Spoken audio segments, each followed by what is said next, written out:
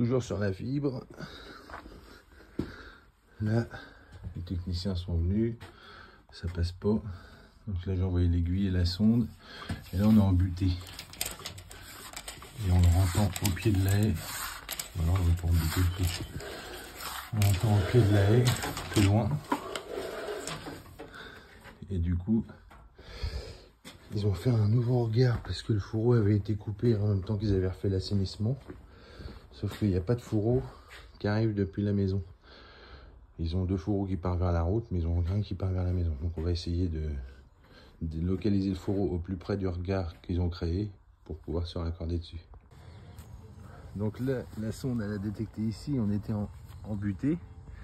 En fait, la racine de la haie a dû l'écraser un petit peu. Là, il passe sous la racine, ça a dû l'écraser un peu, c'était en butée, on l'a senti fort ici. Et là, on en voit.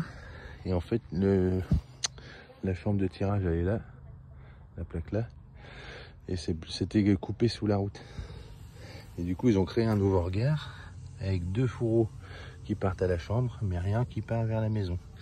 Donc du coup, le fourreau il passe là à côté. Donc c'est pour ça que je comprends pas trop leur installation, alors que c'est tout neuf quoi. Donc là, on l'entend par ici.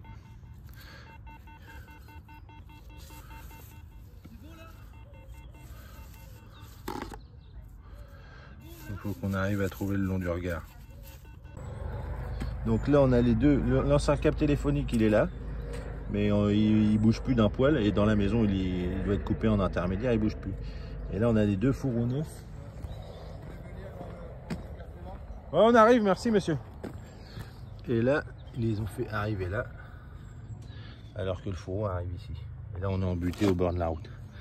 Alors qu'ils auraient décalé un tout petit poil le regard, on était bon, on était en face quoi. Enfin bref. Donc là moi ce que je vais faire, je vais couper le fourreau noir, percer dans la réhausse là, celle du fond, mettre un coude en PVC, un bout de PVC pour se raccorder là-dedans, puis ils n'auront plus qu'à passer le câble comme ça. Donc là le trou est fait dans la réhausse. Là on va couper à la scie sabre le fourreau, et comme ça on va lui couder pour le mettre en raccordement direct.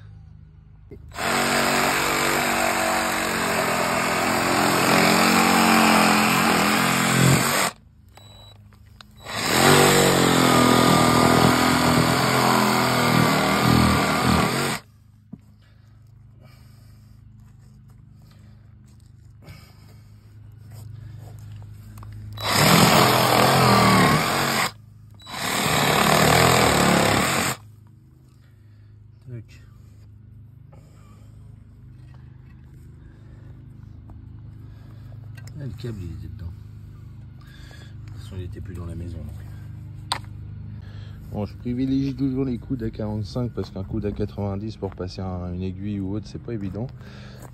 Sauf que là, le coude à 45 on tombe pas tout à fait en face. Donc j'ai chauffé légèrement le tuyau pour le déformer un peu pour arriver à tomber en face. Donc là on va ressortir l'aiguille ici, passer une ficelle jusqu'à la maison et ensuite passer une ficelle de là à là et puis reboucher le trou, puis ça va être bien.